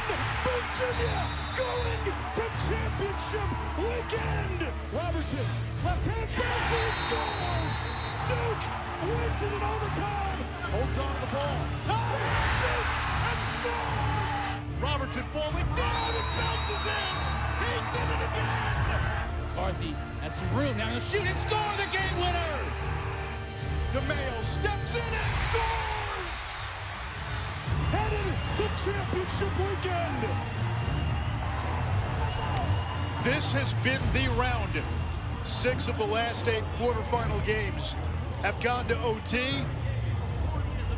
We've got a tie game heading into the 4th quarter. And we've got a Penn team that loves to play close games and loves to play overtime games. That's been their MO this season. More often than not, they found a way to win. They have 2 goalies in this matchup who refuse to quit. Rutgers has never trailed in this game. We're tied for the 4th time in this ball game.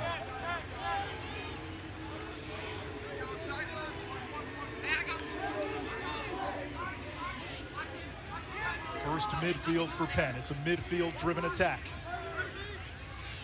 Shipley, left hand too high.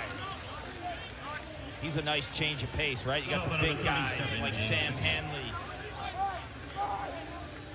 Gabe Fury, right? They're like 6'5", long guys. Then you have Shipley, who has that burst and the quick change of direction, the ability to break down a short stick at ease.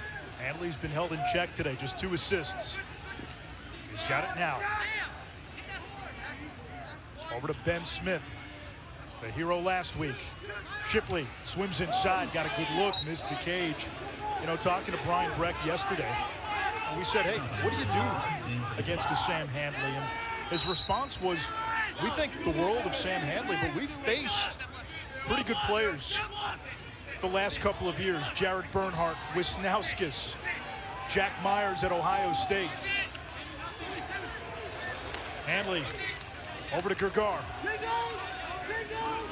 Shot clock down to 10. Shipley falls.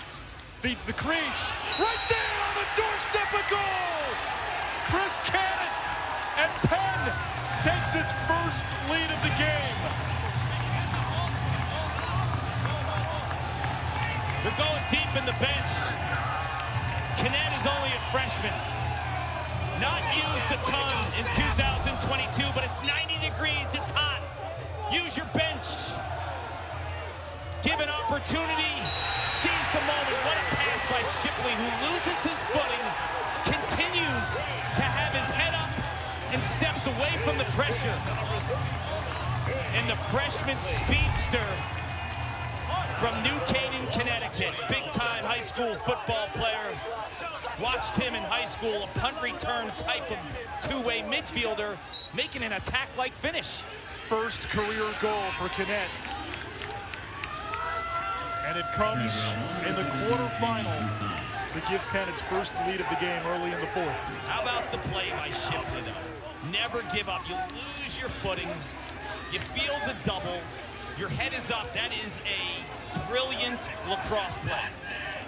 You think of Shipley's hand in all these close games for Penn. He had the overtime game winner against St. Joe's. The game-winning goal at the end of regulation against Penn State. The game-tying goal at the end of regulation against Duke. He's been Captain Clutch. And what did we talk about before the game with this heat and Penn's inability to use a ton of guys? They go to the bench, a freshman who rarely played in big spots. You got to find secondary scoring. In the last 2 Penn goals, Shane and Canet neither had scored prior to this quarterfinal. Ben Smith, Kurtz turns it away. Off the rebound, Schultz, and now with the heat, shot clock reset. This makes it exponentially tougher on defenses.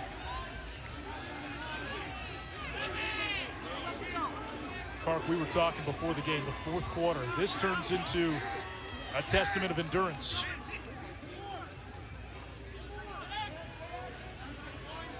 Both goalies have not blinked Manager's been terrific for Rutgers. Battling Smith on the doorstep. Gergar, the hat trick. 4 straight by the Quakers. And Penn with its largest lead of the afternoon at 8-6. How do you beat a hot goalie? Ball movement and move him. Ben Smith, the freshman, 5 goals in round 1 against Richmond. Dances around the crease area. And Gergar understands where the slide is, heading towards Smith. And camps out. Colin Kurtz has no shot at that. It's quick ball movement, and it's moving pipe to pipe. That's undefeated for an inside shooter. Gergar now 51 goals on the season. 5 shy of former teammate Adam Goldner's single-season school record. Penn's won the majority of the draws. Zusai, honorable mention, all Ivy. Wins another for the Quakers. Mike Murphy told us before the Ivy League tournament, close games don't bother this team. They're comfortable playing 1- and 2-goal games. They've done it all season. Knet again, fresh legs. Sam Handley. No charge from up top. Handley on the run. Still without a goal today. Number 26, Sam Handley. He hasn't had the goal, but the attraction he gets from the defense, it always spins. The ability to have like those second hockey assists are off the charts for 26 and white. There's Handley. Looking to feed inside. It's checked away. Looking for Smith. Still plenty of time to shoot. Gergar with his 9th hat trick of the season today.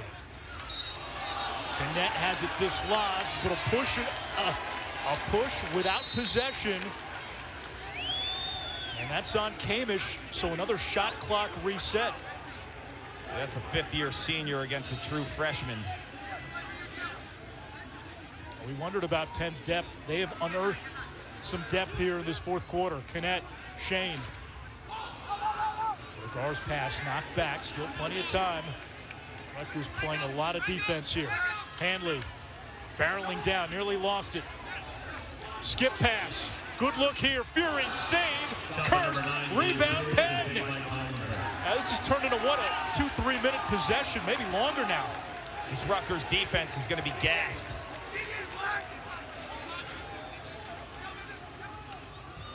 Gergar, jump shot save, Kurtz. And he's out of the cage to scoop up the rebound. Mark it down, 10:09 to go. 4th quarter, a huge defensive hold for Rutgers, and now the offense has to milk some clock here to give the defense time to rest. And a timeout by Brian Breck. That's a great timeout. I agree. Normally, you don't want to burn it so quickly in the 4th quarter. Because of that scenario on the other end, right call by Breck. Rutgers with a chance to inhale, exhale, catch its breath. Down 2. Hey. 6-4, backs against the wall. Want a shot at championship weekend for the first time since 1988? Dylan Gergar has been absolutely sensational. Then it's Robert Shane and the freshman. First goal of the season. You want depth? You want to go to the bench? Chris Knet answers with the biggest goal of his life. And then it's more Dylan Gergar. The multi-dimensional shooter can spray it from the outside, can get underneath, and can finish inside. Dylan Gergar, 9 hat tricks this season now. Only the 2nd 50-goal scorer in school history. His teammate Adam Goldner did it as well back in 2019. And if you look at the 3 highest scoring seasons in Penn history, number 1 is Peter Hollis back in '77. Sam Handley this year is number 2. Gergar this year is number 3. He's more than just a wing finisher. Yeah, look at their schedule, too. They play the big boys. They don't duck anybody. Time for Rutgers to dig in after a timeout. The Scarlet Knights do not have a shot in this quarter. Here's Bartolo. Skips it over to the wing. Step down. Knobloch! His second.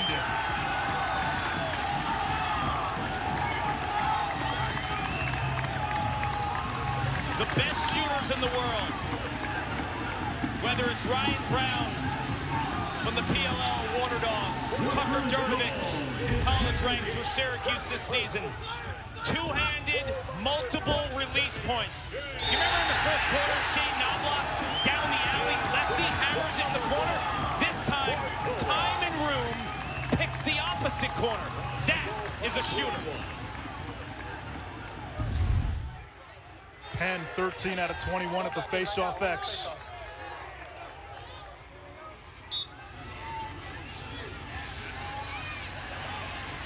Cameron. And Rutgers now with a chance to get back to even.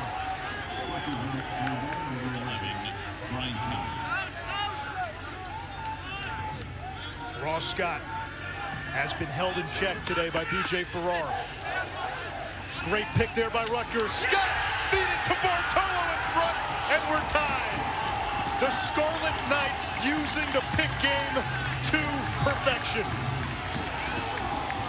Using the pick game, putting the ball in the stick of your quarterback. Your most explosive offensive player, Ross Scott, has shown you the ability to make big plays as a goal scorer last week, the 8 against Harvard. This time dealing to the monster Bartolo, 6'6" crease presence. We're all tied. 2 goals in the span of 20 seconds.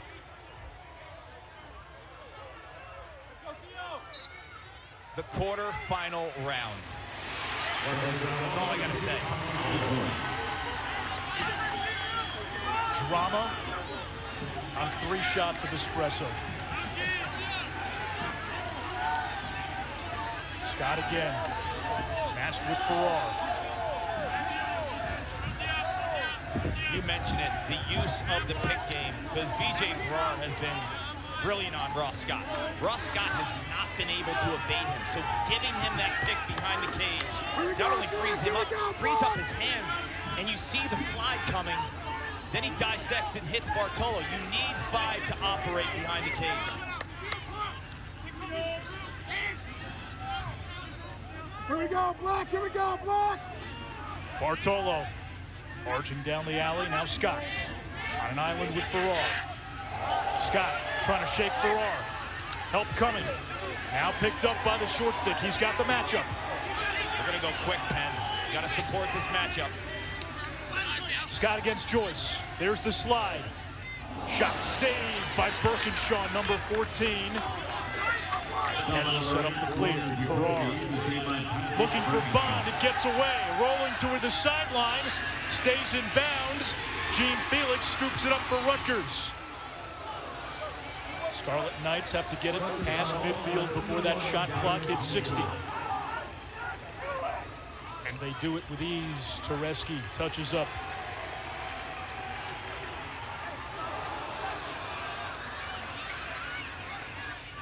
Big ground ball.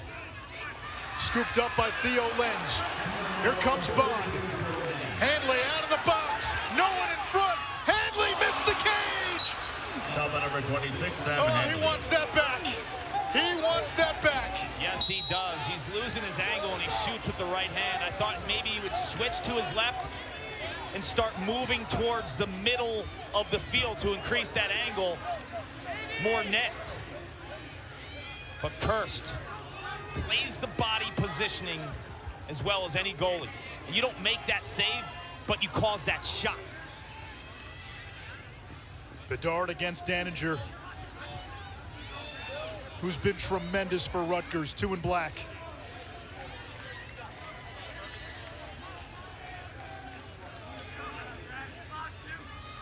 Bedard down the alley, picked up by Apgar. Gergar's got it, feeding the wing. Schultz inside, Ben Smith turned away, Kurtz. Number 24, Ben 14 saves now for Kurtz. These 2 goalies, it's like a baseball game with 2 ace pitchers. Inning for inning, frame for frame, matching each other. Well said, my man. Well said.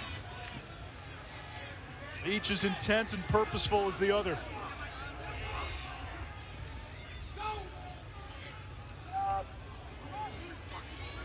Hanley with a rocket. Kurtz is there. Save number 15.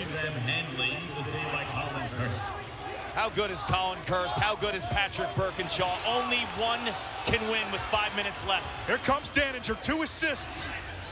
Shot to score! Dante Koulis.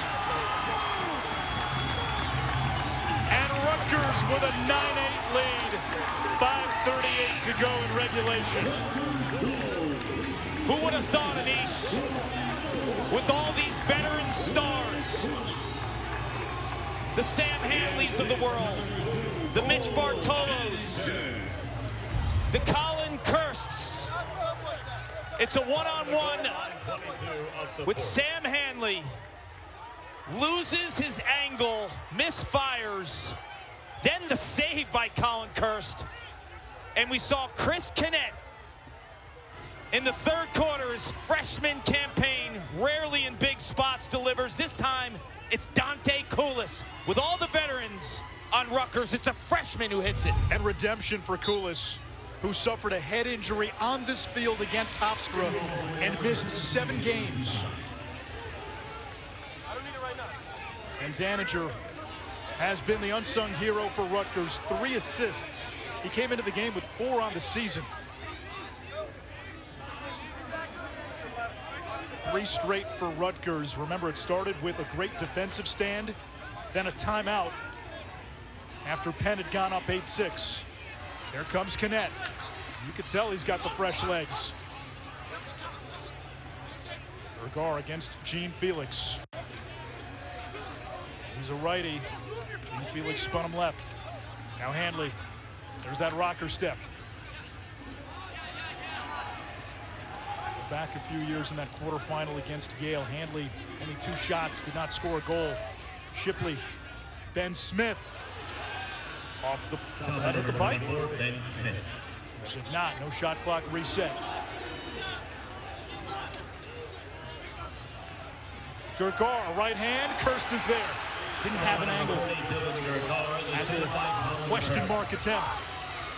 Colin Kurtz is always in the right spot. He's always where he should be on the pipes, making those stops. We come up on 4 minutes to play.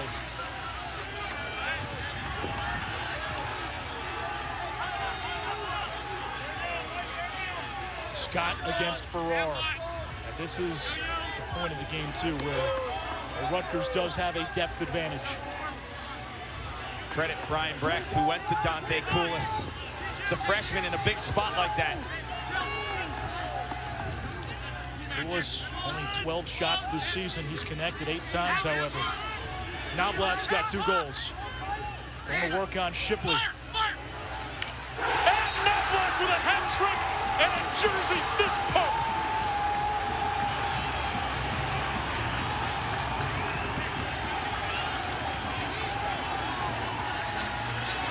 This is a program who's been close, knocking on the door. You got a Jersey boy on one side making the huge stop on the red-hot Dylan Gergar. And then Shane Knobloch, New Jersey strong, drops the hat trick. And we talked about shooting versatility out of 27 in black. We've seen it with the left hand up high. Now we're seeing it low to low.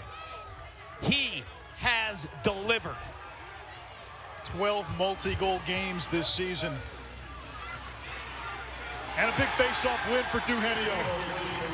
Rutgers driving downhill. And an unforced error. If Rutgers holds on, you want to find a turning point. A little more than 10 minutes to go. You called it. Penn had opportunity after opportunity. Shot clock reset after shot clock reset. Rutgers stood tall on defense. They call a timeout. They caught their breath. Since then, they've responded with 4 straight. You felt they were on the ropes, right? You felt like Penn was ready to give that knockout punch. They hung in there. The bell rung. They got to the next round. Here comes Schultz. Down the alley. There's Kurtz. Rebound loose behind the cage. Big ground ball. Out of bounds, last touch, Penn, Rutgers ball. Bobby Russo, 88 in black, has made 2 monster plays in this second half that won't show up on a score sheet, won't show up on a highlight tape. Little subtle plays, clearing in the third quarter when he was getting double teamed, and that check to get it out of bounds, to give your offense with a 2-goal lead the ability to zap the clock. Rutgers 2.5 minutes away from its first trip to championship weekend. The Scarlet Knights 0 for 7 in the quarterfinals as a program entering today. You get a sense if Rutgers scores one more, this thing's over. We're going to hold probably around 15, attack the cage, because if you miss, you have a second opportunity, not only to score, but if you don't have a perfect scenario, you roll the ball out and ride them. And you can bleed the clock. We saw it last week, Richmond against Penn. Richmond went into stall ball too early, and it's different with a 1-goal lead versus a 2-goal lead. Scott over to Gallagher. Up top, Koulis. Bartolo. Shot clock violation, so Penn has it. Down by 2. 95 seconds to go, possibly in their season. And you got to think, number 26 will have a say in what happens over this final minute plus. Timeout, Mike Murphy. Another quarterfinal thriller here at Hofstra. Tied at 6 going into the second half. A couple of fourth quarter goals gave Penn an 8-6 lead. It was Penn's first lead of the ball game. Then Penn had about a 2-3 minute possession. It felt like it took forever. Kirst eventually makes the save. Rutgers calls timeout out of the timeout. Knobloch can't start a fire without a spark. He was the spark. He was. And then Bartolo answers with a crease goal on the feed from Ross Scott. Dante Koulis comes up huge as a freshman, and then Knobloch. To me, the fourth quarter was owned by 2 Jersey boys, Colin Kurtz and Shane Knobloch. And when you think about this program, they've been so close. And with all the influx of transfers, at the core of this program is the state of New Jersey. As somebody who was born in New Jersey, it might be one of the smallest states in the union, but if you did a poll of every resident of the state, they'd say it's in the top 3 in terms of size. In everything. NCAA men's lacrosse coverage continues next weekend for the semis. The action begins Saturday, May 28th at noon Eastern on ESPN2. Visit NCAA.com, your home for all 90 NCAA championships. Penn will need a rally. We've seen Penn do this all season long. They have had their backs to the wall. They have been down to their final lifeline, and they found a way. Less than a month ago against St. Joe's. Last week against Richmond, Richmond had the ball in the final minute. All they had to do was clear. Penn with the ride, got the ball back. They scored to force overtime and then win in OT. And you know what they do in big spots, which I love offensively? They use Sam Hanley almost as a decoy in terms of starting the offense, knowing the early slide, and then it's those hockey assists, the 2-aways that give the opportunities in close. Yeah, they drew up a great play out of a timeout in overtime to win it last week. Gergar's got 3 goals. Doesn't have much room to operate. The pass to Shipley, picked off! Boswell's got it for Rutgers. Clear path to the goal, he scores!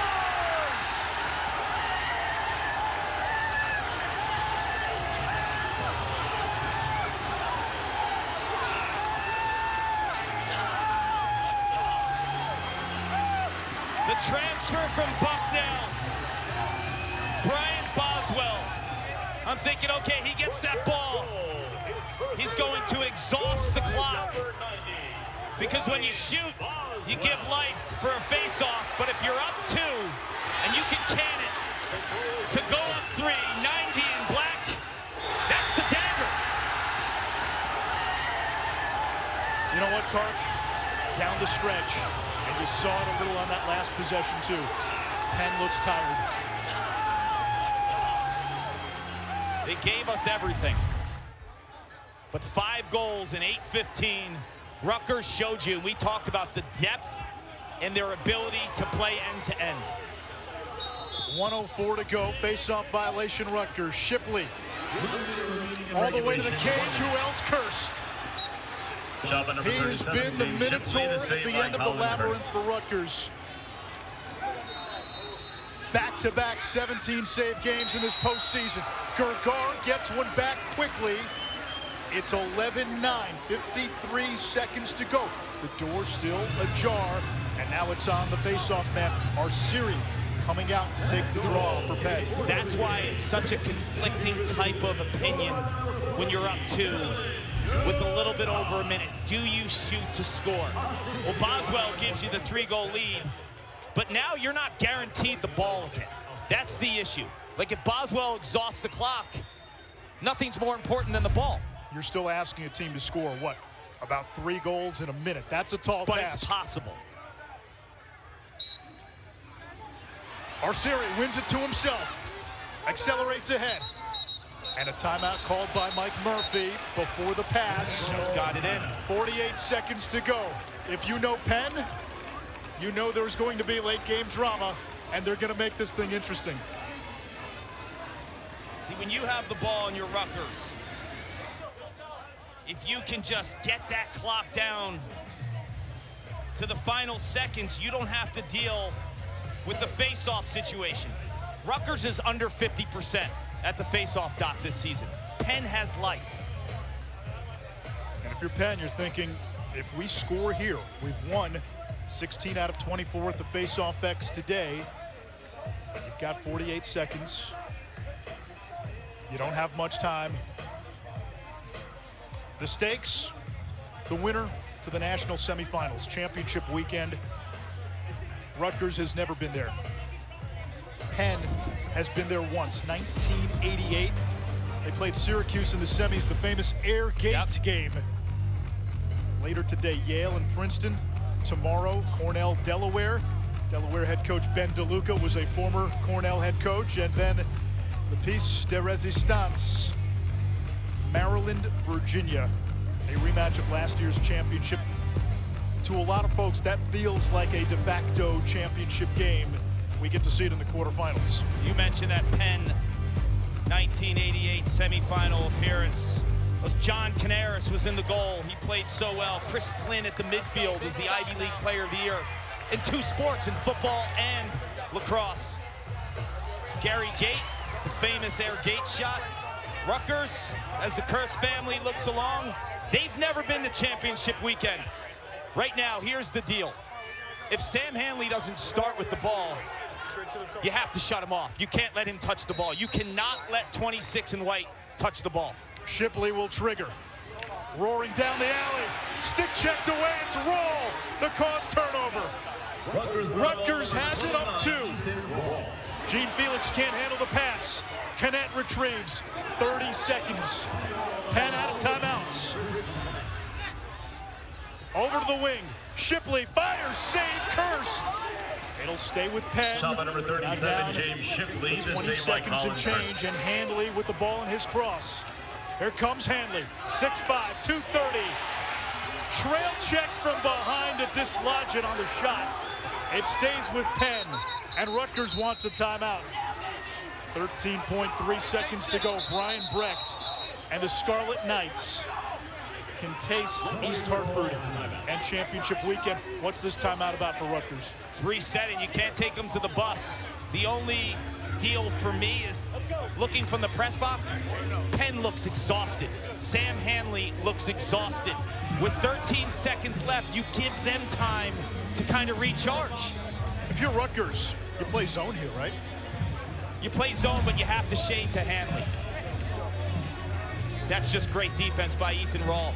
The issue here, Anish, as Hanley gets to the goal, but the trail check.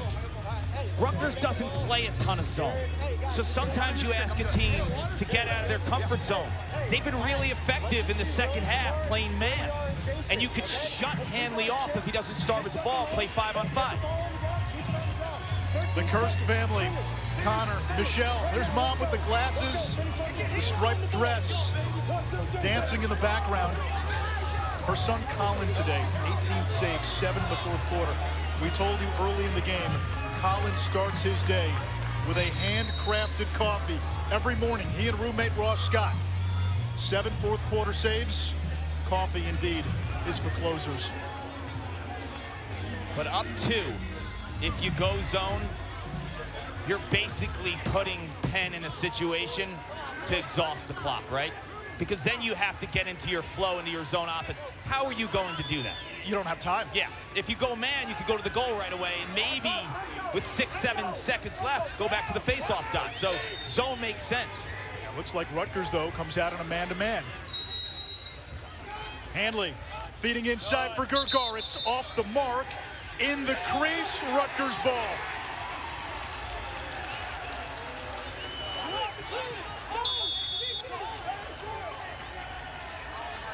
Kurtz heaves it high in the air. Rutgers riding Thunder Road to championship weekend. The Scarlet Knights in the national semifinals for the first time.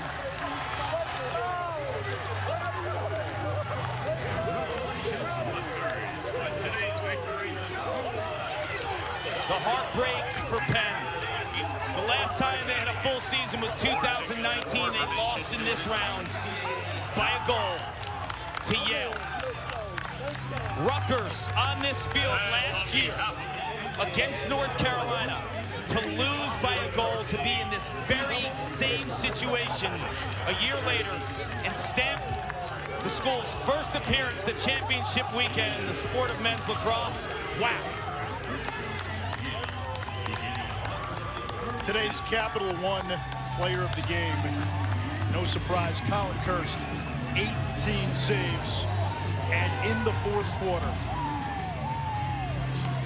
it was Kurtz and his play that took the life out of any Penn comeback. Mom Michelle, the ultimate lax mom. If Cornell wins tomorrow in Columbus, Ohio, she's going to be the most televised lax mom when we get to the semifinals. 2 sons. Her son CJ plays for Cornell. 2 sons not only at championship weekend, but could be facing off next week in East Hartford. A shooter and a goalie, head to head. So Rutgers punches its ticket to the national semis. First time for Rutgers. They had been close. They were close last year in the quarterfinals, lost in overtime by a goal to North Carolina. Rutgers will play the Cornell-Delaware winner. That game Sunday at noon Eastern on ESPNU. Coming up next in about 30 minutes or so, Yale and Princeton, quarterfinal number 2. It's a regular season rematch.